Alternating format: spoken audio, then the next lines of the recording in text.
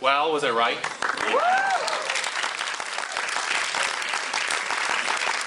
We couldn't be more happy. Damien Chazelle is the director of this film, a young feller who you're going to hear a lot from. He obviously has an amazing vision and a terrific sense of what makes great cinema. This is the director, Damien Chazelle.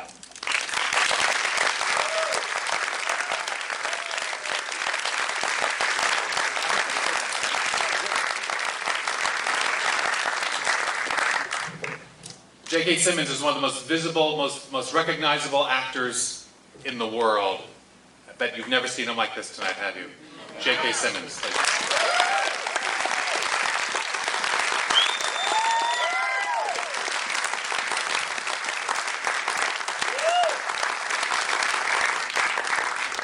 First of all, you made me very angry with myself because I watched that whole movie and you're such an awful man.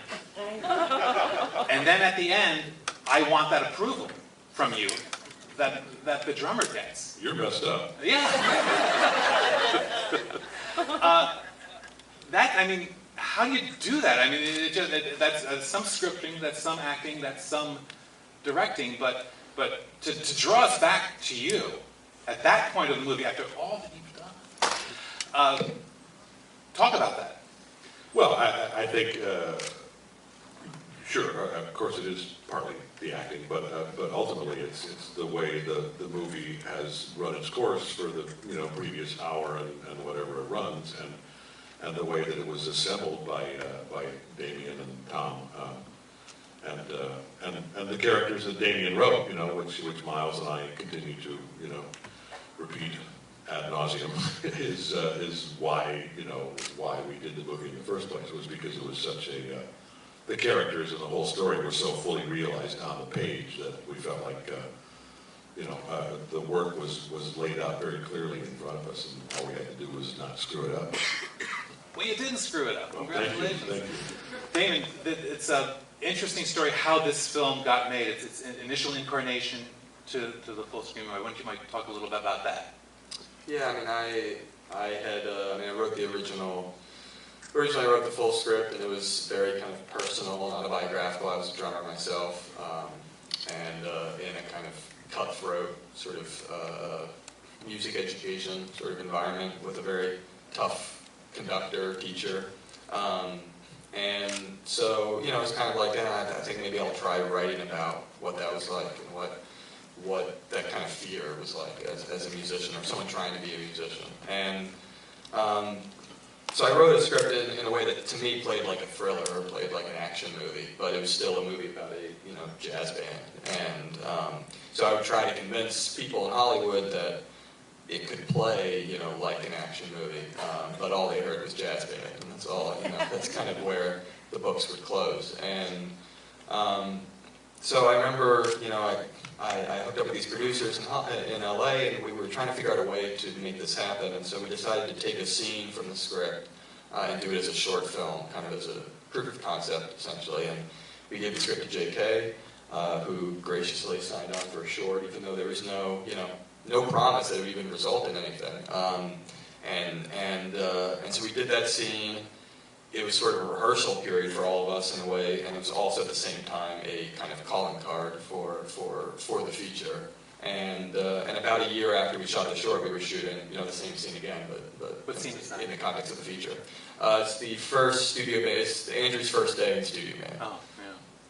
The chair throwing scene. How many times did you have to throw that chair? Not that many, actually, and we threw it. We shot it differently in the short than in the feature, as I recall. It was try to give you lots of options. Yeah. I don't know, half a dozen. Jay, when you first met this character on the script, on the written page, what did you think about him? Did you end up playing him the way you envisioned him at first, or did that sort of evolve? Well, it always evolves to some extent, but again, it was one of those rare experiences where I read the script and I got the short and the feature script at the same time, knowing that the short would be the thing we would do first, and with the hopes that we would do the feature. it honestly felt like it was all there, and I mean, I'm sure, and I haven't seen the short really since, I saw the short one time at a screening room at an agency somewhere, and you know, was knocked out by it, and knew that that was it. It was at that moment that I became 100% confident that my instincts about Damien as a filmmaker, you know, were correct. Because, you know, when you go into a project like this with a guy who's, you respond to his script, and you think this guy has a voice, this guy is an amazing writer, and then you meet this child. And keep in mind, it was 2.5 years ago. He looked like he was 11, and it's kind of a leap of faith to think, you know, this guy's going to, you know, he's going to be running a set. He's going to be, you know, in charge of, you know, putting this film together too. And you know, I took that leap of faith with the confidence that, you know, after meeting him and talking, that he had all the tools, and certainly that has borne itself out. The film is an intergenerational story, the boy and his father, the boy and the teacher, but you guys are also sort of an intergenerational story. Yeah, absolutely, and yeah, it was with him and the other boy wonder, Miles, on the set. It was, yeah, I felt a little bit like Dad. I hesitate to say Grandpa, but...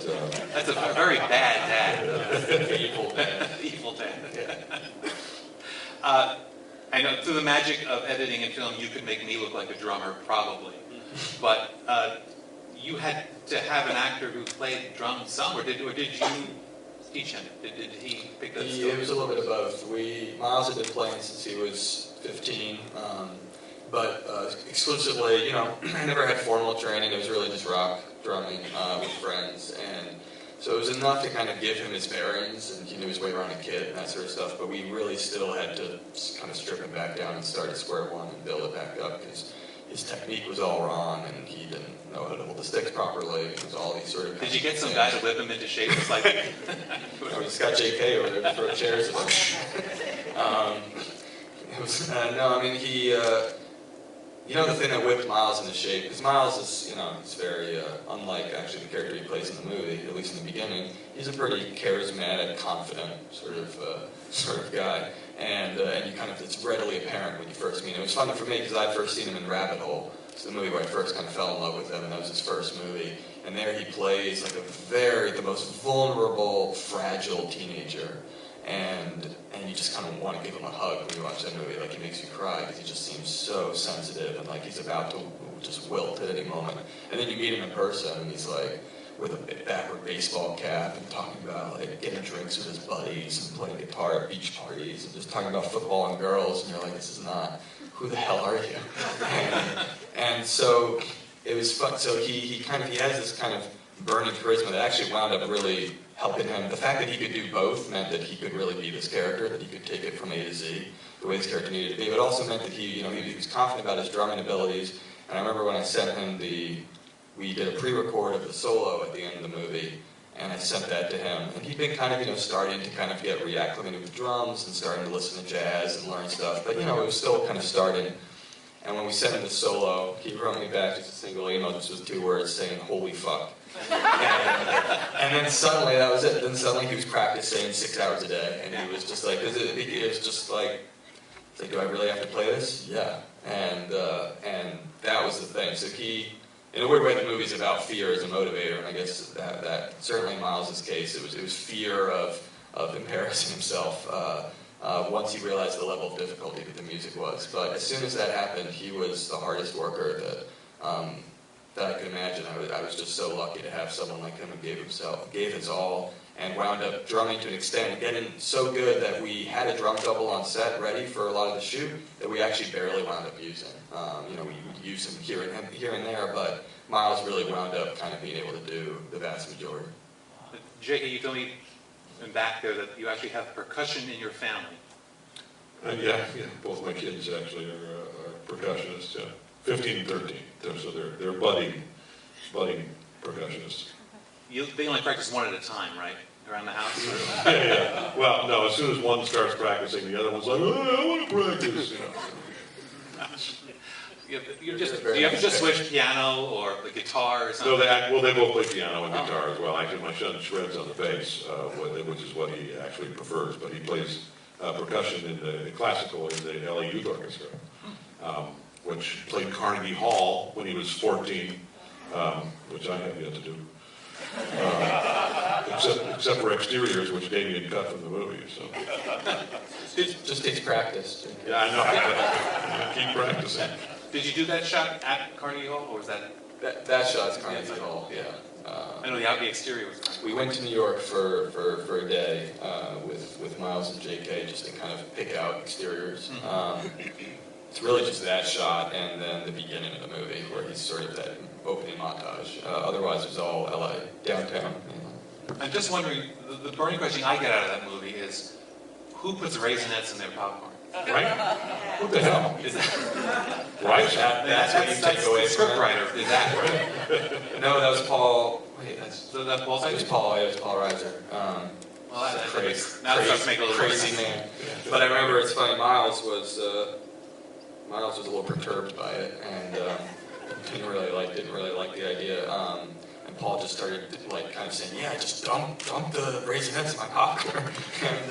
and Miles. And so then they just developed this banter. I remember, I think maybe what was in the movies, like maybe it was the third or fourth take of that scene, and we were shooting it as a oneer, and they just started bantering, and Miles just started kind of. It was that sort of moment where they had done all the material of the scene at the end, where it's just kind of like the guy bumps Paul's head, and it was sort of like I don't want perspective and that sort of line, and then the scene was supposed to basically end there, but we just kept rolling. Miles just had to say his piece about that he did not want any of the raisinets in the popcorn, and it turned into this nice little moment that, it's one of those little things that you kind of, as tightly as you script something, you hope little things like that might happen between actors. Certainly stuff like that happened between JK and Miles, just little moments that, wind up adding a little something you didn't expect. JK, I don't know of any other actor who moves so gracefully between large roles like this and little gems that just, I'm thinking specifically of Up in the Air, when we're seeing, if you remember the film Up in the Air with George Clooney, he's firing people, and most of the people are actual people who have recently been fired. Yeah. And then all of a sudden, there you are being fired by George Clooney, and it's a scene that as all good little parts like that, it makes the film to some degree because it becomes a memorable part that you go home thinking about.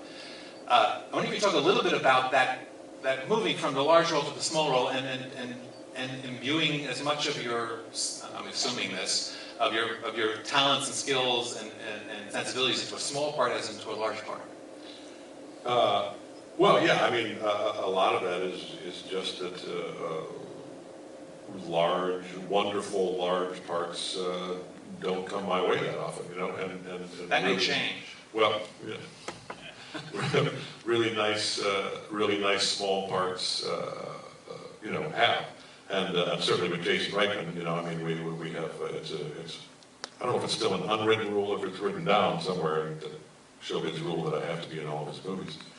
And I didn't actually know he made that decision to film actual people. After he was shooting in St. Louis and Detroit and seeing.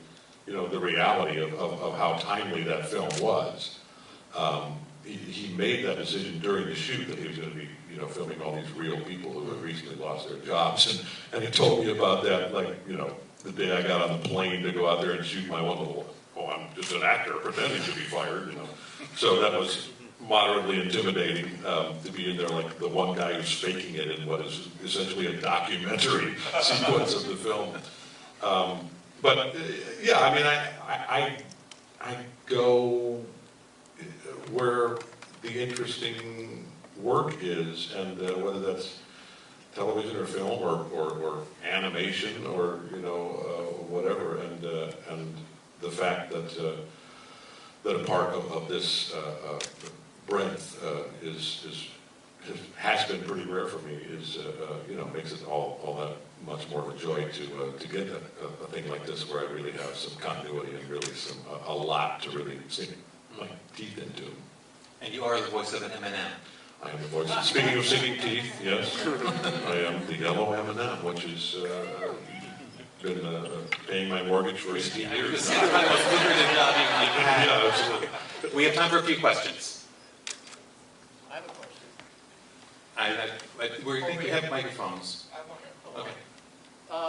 Did you think about a particular character when you were developing your character? Was there somebody in history or some sort of identification you made, both of you, to bring that out?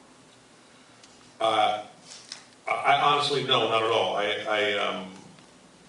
I just did what I thought Damien had written on the page, and certainly we talked about it, but we didn't talk about it all that much, you know. It was the whole story, and both of the characters, all of the characters, to me were very well delineated and very thoroughly created on the page. So I didn't. There were no role models or no past experiences or any kind of substitutions that I called on. I just tried to bring the character that he had written to life. You did a great job. Thanks. JK, first of all, you did a phenomenal job. It was an excellent movie. For the director, who was the stand-in drummer? That's one question. I got a two-part question. For Miles. Do you know who it was? I was a studio musician for many years, that's why I'm asking. And I also did many competitions, just like you did. So I feel your pain. I appreciate that. It was 40 years ago. And he still feels your pain. You still feel it. I still feel some of that pain. I still have the nightmares. Yeah. The drummer who was a double on sets, a guy named Kyle Crane, who's a young drummer who looked a little bit like Miles, and so he kind of, again, I mean, he wound up Miles wound up doing more of the drumming than we thought, but particularly sort of towards the end, sort of top shots where it's just the top of the head and close-ups of the hands, where this guy Kyle. And in terms of audio, Miles did a good, we did a lot of live production audio. Miles did a good sort of chunk of that, and this will sound very weird, but I'm not. Maybe we can have a private occurrence. I'm not allowed to actually say the name of the actual session drummer who did it because it's a union thing. And, yeah, I know. I totally understand. They're gonna shoot me. So He'll whisper it in your ear. I'll whisper it in your ear. You probably know him. I'll probably come later on and ask you. The other part. But he's a great LA professional drummer. What's the next project you have coming up after this, since this was so great? Oh, it's actually another one with Miles, also about music to a certain extent. It's a full-fledged song and dance musical that we're doing here in LA in the spring, sort of a kind of contemporary Singing in the Rain, Star is Born. Do you have a name for it? It's called La La Land. Thank you. Thank you. Very cool. You took my question because I was going to ask you that because you have this is a story you've wanted to tell for years, and then when a writer-director gets that story out, challenges. Okay, so what? Wait, what? Do you Right, exactly. What's next? I was lucky in that. Draws on a different place. In that I had been, even before we made this, I'd been developing this other project that was this musical that was this crazy sort of original musical that no one in a million years was going to let me make, just kind of without some kind of experience. And so I'd sort of put it in a drawer for a while, and maybe one day I'll get to open the drawer up and Whiplash was exactly that. Whiplash, sort of after Sundance, it's a sort of typical Hollywood thing that you kind of have to affectionately mock a little bit, where you sort of get calls from people who literally, I have emails where literally they were like hard passing on the script, and then suddenly they go, oh yeah, after Sundance, oh we never read that. Yeah, we'd love to read that one. Do lunch. One more. Yes.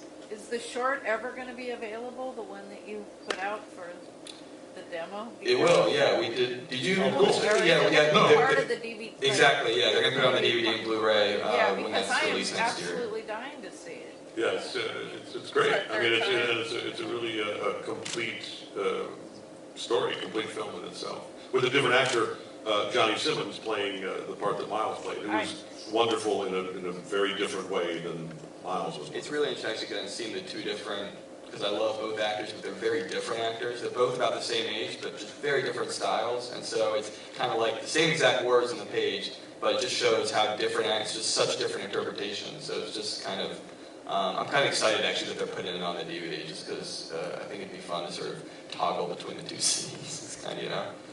JK and Damien, first of all, thank you for coordinating your dress with me today. That's really Calling ahead. We were going to wear our black suits. Thank you for coming. Thank you for staying.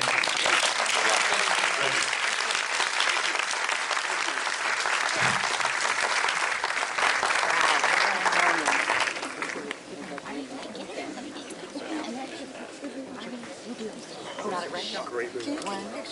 I may not look at it.